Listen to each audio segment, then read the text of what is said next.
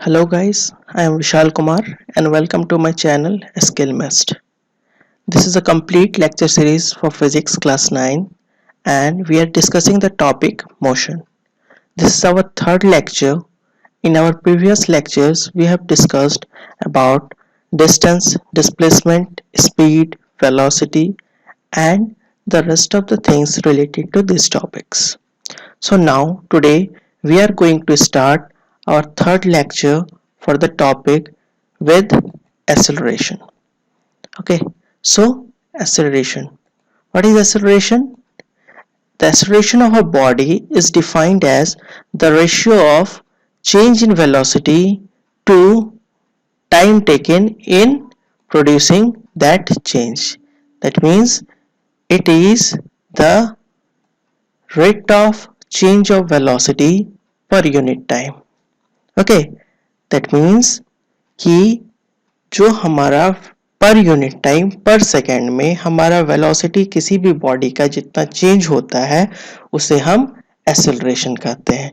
कोई भी बॉडी जब मूव करता है एक पोजीशन से दूसरे पोजीशन की ओर तो उसमें जो वेलोसिटी में चेंजेस आते हैं उसे हम क्या कहते हैं, पर यूनिट टाइम में उसे हम एक्सेलरेशन कहते हैं। ओके, अगर इसे न्यूमेरिकली समझें तो क्या है, change in velocity by time taken for that change is acceleration. Okay, numerically अगर हम इसे समझें तो इसे हम क्या डिनोट करेंगे, acceleration equal to final velocity minus initial velocity by t.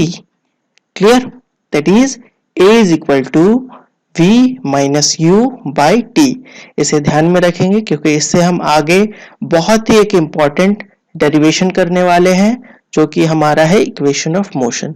सो इस इक्वेशन को अच्छे से ध्यान में रखेंगे, इसका हम आगे काफी यूज करने वाले हैं न्यूमेरिकल सॉल्व करने में भी और इक्वेशन ऑफ मोशन को डराइव करने में भी। ओके, सो एक्सेलरेशन का एसआई यूनिट क्या होगा, यहां हम देख रहे हैं वेलोसिटी, तो वेलोसिटी का एसआई यूनिट क्या है, वेलोसिटी का एसआई यूनिट है मीटर पर सेकेंड। ओके, और टाइम का क्या है, T, that means second, that is metre per second. तो इसे हम क्या कह सकते हैं, मीटर पर सेकेंड स्क्वायर और M S to the power minus 2। Clear, ये हमारा है एक्सेलरेशन का एसआई यूनिट।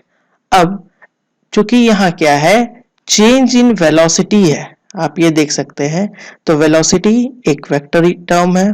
ओके, सो हमारा एक्सेलरेशन भी क्या होगा, एक वेक्टर क्वांटिटी ही होगा। क्लियर, यहाँ आपको कोई डाउट नहीं होना चाहिए। ओके, अब अगर किसी भी बॉडी का वेलोसिटी में चेंज नहीं आ रहा है, दैट मीन्स हमारा जो इनिशियल वेलोसिटी है और फाइनल वेलोसिटी है दोनों सेम है, तो हमारा एक्सेलरेशन क्या होगा, v minus you, that means initial और फाइनल सेम है, तो ये क्या हो जाएगा, हमारा टर्म न्यूमरेटर में 0, दैट मीन्स 0। तो इसका क्या मतलब है कि हमारा एक्सेलरेशन 0, दैट मीन्स अगर कोई भी बॉडी जिसका वेलोसिटी चेंज नहीं हो रहा है तो वो क्या होगा, एक्सेलरेट नहीं करेगा, दैट मीन्स उसका एक्सेलरेशन हो जाएगा 0। क्लियर, ओके, सो अब इसमें कुछ चीजें और हैं इंपॉर्टेंट देखने लायक, जैसे पॉजिटिव एक्सेलरेशन।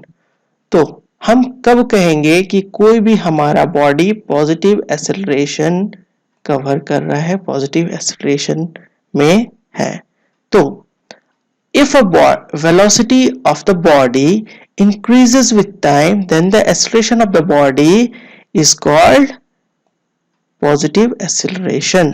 ओके, जब हमारा बॉडी का वेलोसिटी टाइम के साथ इंक्रीज कर रहा है तब हम उसे क्या कहेंगे, पॉजिटिव एक्सेलरेशन। इस केस में क्या होगा, वेलोसिटी इंक्रीज कर रहा है मतलब हमारा जो फाइनल वेलोसिटी है वो इनिशियल वेलोसिटी से बड़ा होगा।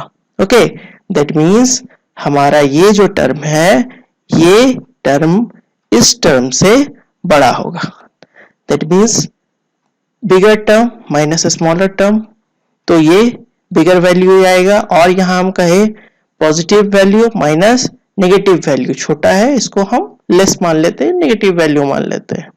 ओके, तो ये हमें क्या देगा, पॉजिटिव क्वांटिटी ही देगा। ओके, इसे अगर हम एग्जांपल से समझे तो अगर हमारा इनिशियल वेलोसिटी किसी भी बॉडी का है 20 मीटर पर सेकेंड और वो अगर ट्रैवल के बाद बढ़ के हो जाता है 50 metre per second within time interval of 5 second, तो हमारा एक्सेलरेशन क्या होगा, change in velocity by time taken, that means 50 minus 20 by 5, जो कि हमारा आएगा 6 मीटर पर सेकेंड स्क्वायर। तो यहाँ ये क्या देख रहे हैं, 6 मीटर पर सेकेंड स्क्वायर एक पॉजिटिव वैल्यू आया है। ओके, सो ये क्या है हमारा पॉजिटिव एक्सेलरेशन। दैट मीन्स हमारा पॉजिटिव एक्सेलरेशन कब आएगा, जब हमारा इनिशियल वेलोसिटी कम होगा फाइनल वेलोसिटी से। क्लियर, तो हमारा क्या होगा, पॉजिटिव एक्सेलरेशन। नेक्स्ट हम देखते हैं नेगेटिव एक्सेलरेशन। तो हम कब कहेंगे कि किसी भी बॉडी का नेगेटिव एक्सेलरेशन है, जब if the final velocity of the body is less than the initial velocity, then the acceleration is said to be negative. That means कि अगर फाइनल वेलोसिटी बॉडी का इनिशियल वेलोसिटी से कम हो जाए तो उसे हम क्या कहेंगे, नेगेटिव एक्सेलरेशन। ओके, अब हम यहां देखें तो क्या है, यहां फर्स्ट टर्म हमारा जो है ये है स्मॉलर वैल्यू और ये है बिगर वैल्यू। ओके, तो स्मॉलर वैल्यू माइनस बिगर वैल्यू, ये जाहिर सी बात है आपका जो कि सब्ट्रैक्शन हो रहा है, तो ये नेगेटिव टर्म आएगा न्यूमरेटर में। अब अगर यहाँ numerator negative by T, that means ये कंप्लीट एक नेगेटिव क्वांटिटी ही देगा।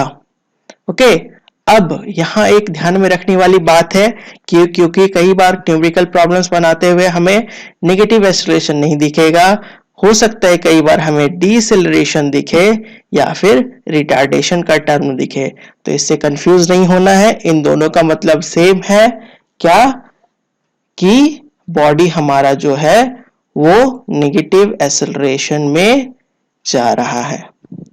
क्लियर, अब इसको एग्जांपल से समझते हैं। जैसे अगर हमारा u जो है 100 मीटर पर सेकेंड है initially, then after a time interval of 5 second वो क्या होता है, 60 मीटर पर सेकेंड के स्पीड से ट्रेवल करता है। Okay, after an interval of 5 second, तो हमारा एक्सेलरेशन क्या होगा, ये होगा फिर again change in velocity by time taken, that means u हमारा है 60, v हमारा है 100 बाय 5, तो ये हमारा सॉल्व करने पे आएगा -8 मीटर पर सेकेंड स्क्वायर। यहाँ हम क्या देख रहे हैं कि ये नेगेटिव साइन एक आ गया है, दैट मींस ये हमारा शो कर रहा है नेगेटिव एक्सेलरेशन और जिसे हम क्या कहते हैं, रिटार्डेशन।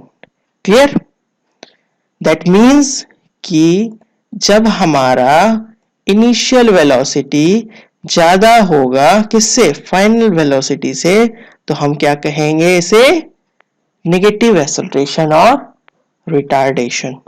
क्लियर, इसमें नेक्स्ट टॉपिक देखते हैं uniform and non uniform acceleration. First देखते हैं हम लोग यूनिफॉर्म एक्सेलरेशन। तो कब हम कहेंगे कि कोई बॉडी यूनिफॉर्म एक्सेलरेशन में है, if the velocity of the body changes by equal amount in equal intervals of time, then the acceleration of the body is said to be uniform.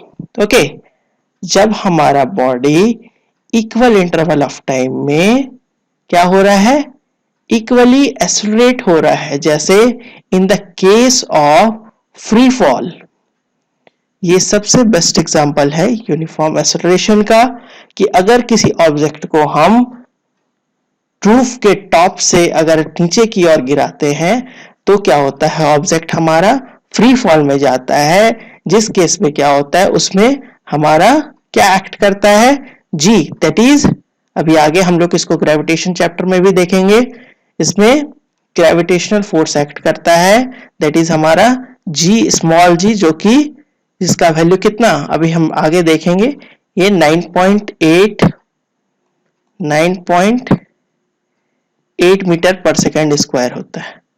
Okay, ये कितना होता है हमारा 9.8 metre per second square. Acceleration जो है gravity के कारण वो एक्ट करता है। ये यूनिफॉर्म एक्सेलरेशन का बहुत ही अच्छा एग्जाम्पल है। क्लियर?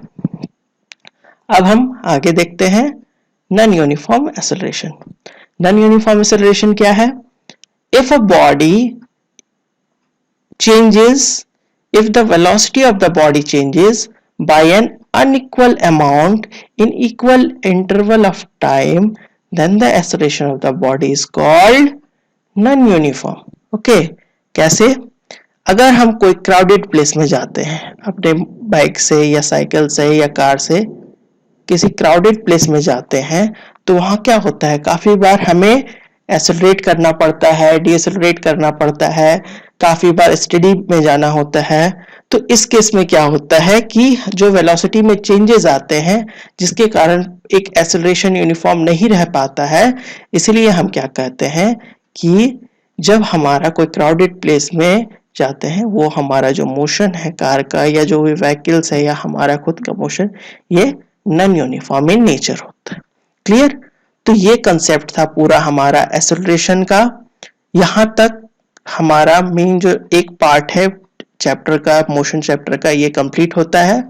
इसमें अब हम नेक्स्ट पार्ट में स्टार्ट करेंगे। अभी तक मैं जितना पढ़ा हुआ इन सारे कंसेप्ट को यूज करके हम स्टार्ट करेंगे equation of motion in straight line. कोई बॉडी जब स्ट्रेट लाइन में ट्रेवल करता है तो उसमें कुछ इक्वेशंस आते हैं, कुछ इक्वेशंस बनते हैं जिससे कि हम वेलोसिटी, जो जितने भी फिजिकल क्वांटिटीज हमने देखे, velocity, acceleration, time, speed, okay, ये जो डिस्टेंस है, डिस्प्लेसमेंट है, ये सारी चीजें डिफरेंट केसेस में हमें एग्जामिन करनी होती है, हमें फाइंड आउट करनी होती है।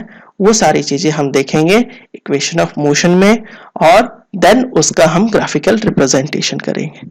ओके, तो हमारे नेक्स्ट लेक्चर में मिलते हैं इक्वेशन ऑफ मोशन के साथ। तब तक के लिए आप यहाँ तक एक्सेलरेशन तक के पोर्शन का सारे न्यूमेरिकल्स कंप्लीट करें। जितने भी जो भी आपको डाउट हो, आइदर मेरे लेक्चर से या फिर किसी न्यूमेरिकल प्रॉब्लम में, तो आप कमेंट सेक्शन में पूछ सकते हैं। ओके, थैंक यू, मिलते हैं नेक्स्ट लेक्चर में।